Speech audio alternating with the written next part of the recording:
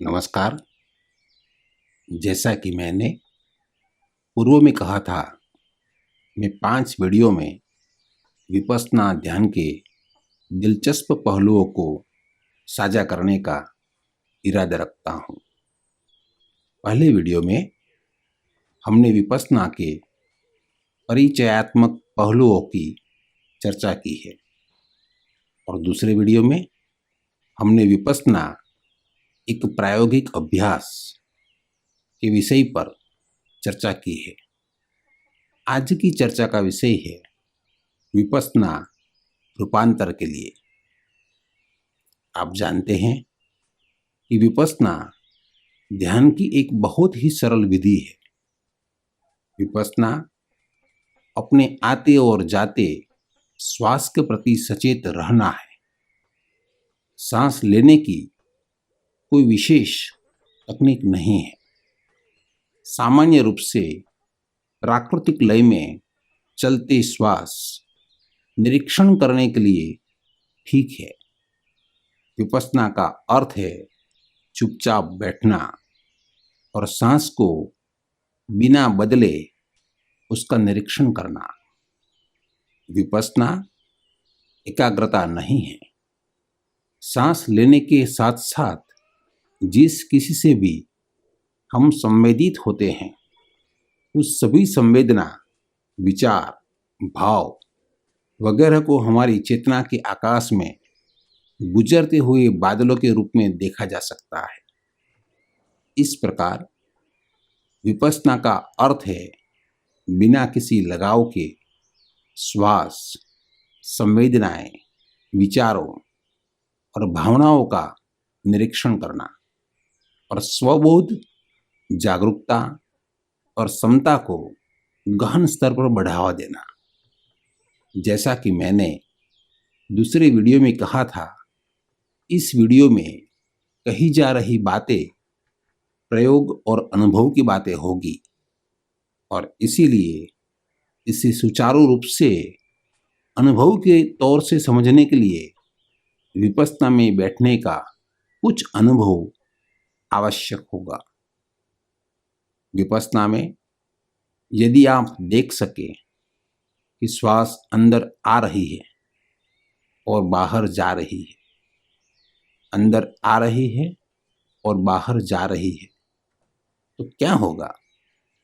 जैसे ही आप इसे देखते हैं, मन की सभी परेशानियां गायब होना शुरू हो जाती है और आप महसूस करेंगे कि एक जबरदस्त शांति आप पर छा रही है, क्योंकि विपश्यना एक गहरे से गहरा मंत्र है। आप अभी और यहीं सांस लेते हैं। आप चले गए कल में सांस नहीं ले सकते और आप आने वाले कल में भी सांस नहीं ले सकते। आपको इसी क्षण सांस लेनी है। यह अलग बात है कि आप आने वाले कल के बारे में सोच सकते हैं और आप जा चुका कल के बारे में भी सोच सकते हैं, और ऐसा करने पर शरीर तो वर्तमान में रहता है, लेकिन मन अतीत और भविष्य के बीच घूमता रहता है और इस प्रकार शरीर और मन के बीच दूरी हो जाती है। शरीर वर्तमान में रहता है और मन कभी वर्तमान में नहीं रहता और वे एक दूसरे को कभी नहीं मिलते, और शरीर और मन के बीच उस दूरी से एक चिंता, एक पीड़ा और एक तनाव उत्पन्न होता है। यह चिंता और पीड़ा ही तनाव है। व्यक्ति तनाव से भर जाता है और तनावग्रस्त हो जाता है। मन का शरीर के साथ तालमेल बिठाना होगा, इसे वर्तमान में लाना होगा। विपश्यना सटीक रूप से यही रूपांतर लाती है। सांस का निरीक्षण करते करते वह मन को अतीत या भविष्य से वर्तमान की ओर मोड़ देती है। सांस के साथ साथ बिना किसी लगाव या अस्वीकृति के विचारों, भावनाओं और संवेदनाओं का अवलोकन करते हुए हमें यह एहसास होता है, एक अंतर्दृष्टि मिलती है कि हम शरीर नहीं हैं। जैसे ही हम देखते रहे, एक अंतर्दृष्टि हाथ लगती है, एक स्पष्ट एहसास मिलता है कि विचार हमसे भिन्न है। हमें एक सूक्ष्म अंतर्दृष्टि मिलती है कि हम विचार नहीं हैं, कि हम मन नहीं हैं, और हमें ठोस अंतर्दृष्टि, अस्तित्वगत अनुभूति मिलती है कि हम सांस से अलग है, कि हम सांस नहीं हैं।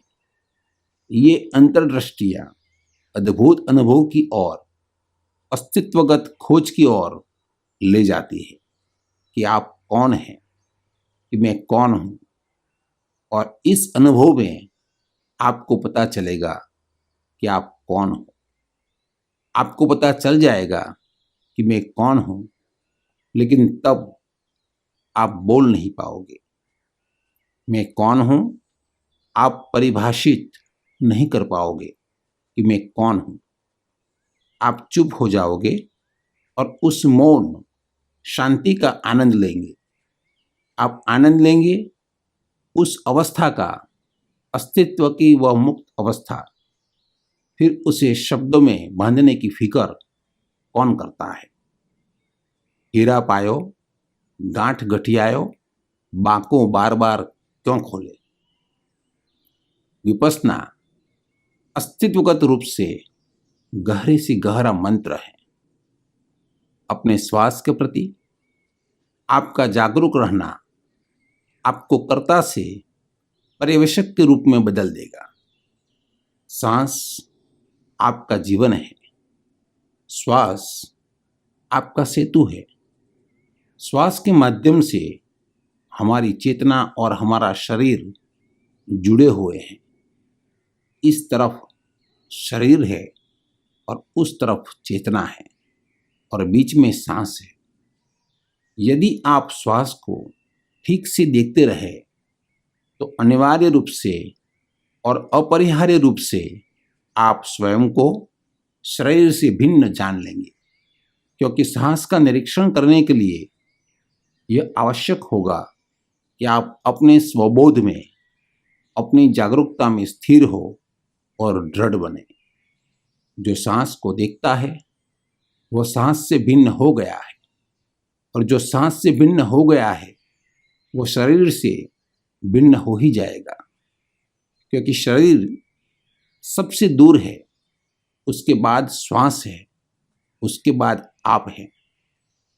यदि आप श्वास को देखते रहते हैं तो श्वास को देखते देखते आप अंदरूनी रूप से शरीर से मुक्त हो जाते हैं। और यदि आप शरीर से मुक्त हो जाओ, यदि आप श्वास से मुक्त हो जाओ, तो शाश्वत को महसूस किया जा सकता है, तो शाश्वत का अनुभव हो सकता है। अपने श्वास के प्रति जागरूक होकर आप पाओगे एक बिंदु है जहां वह रुक जाती है। करीब करीब आपकी नाभि के पास वह रुक जाता है। एक छोटे से क्षण के लिए, कम से कम एक पल के लिए वह रुक जाता है। फिर वह चलता है बाहर की ओर। तब फिर से आप एक बिंदु पर आएंगे जहां सांस रुक जाएगी। एक बहुत ही छोटे क्षण के लिए वह रुकावट, वह अंतराल आपके अंदर सबसे रहस्यमय घटना है। जब श्वास अंदर आती है और रुक जाती है और कोई गति नहीं होती है, वह वही बिंदु है, वही अंतराल है जहां शाश्वत मिल सकता है।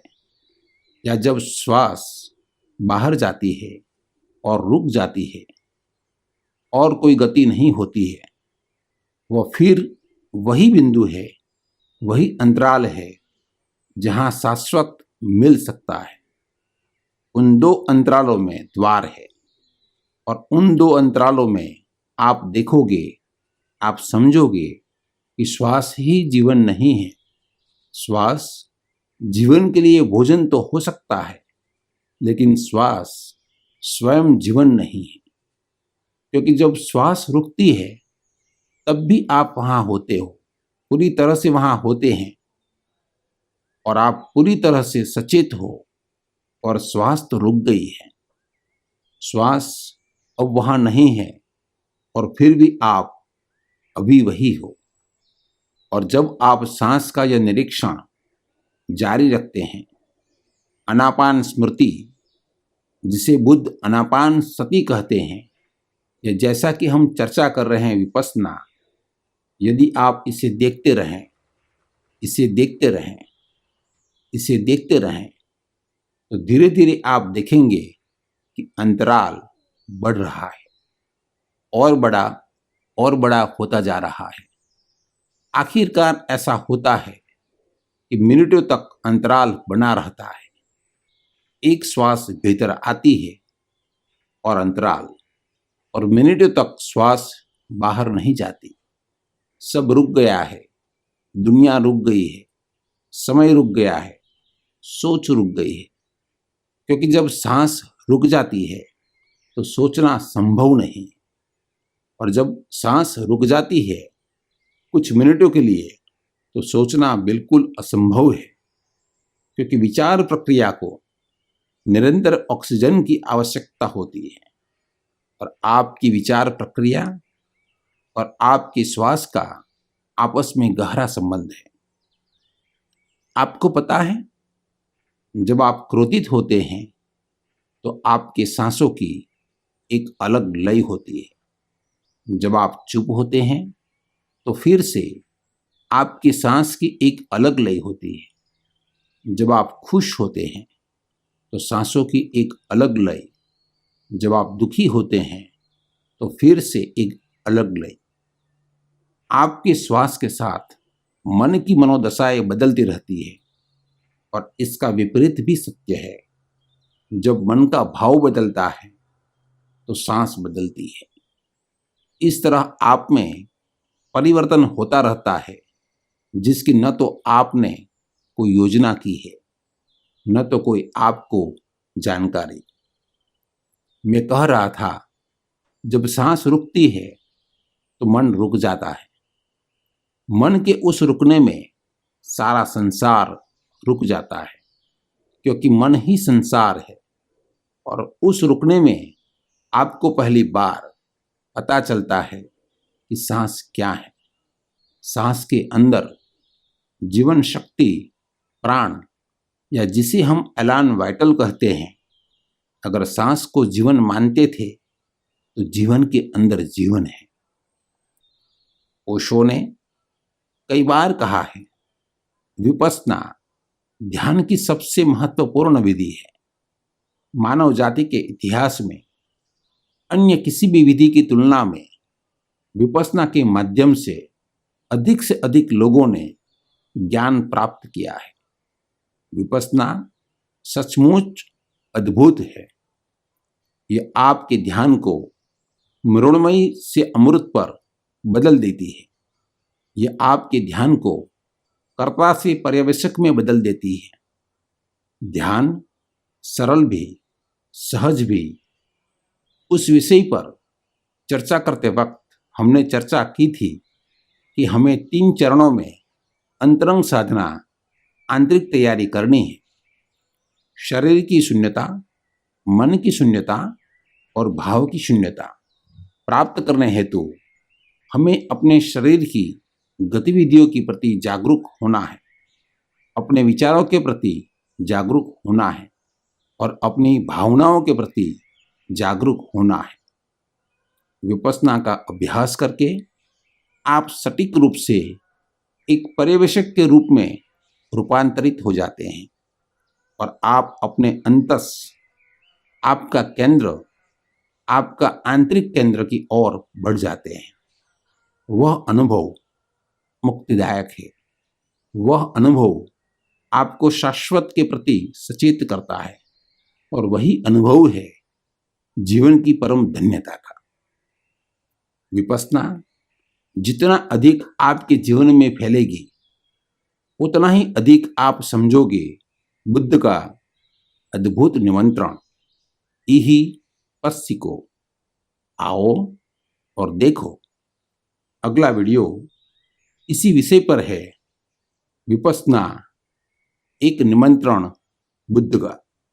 सुनने के लिए आपका बहुत बहुत धन्यवाद।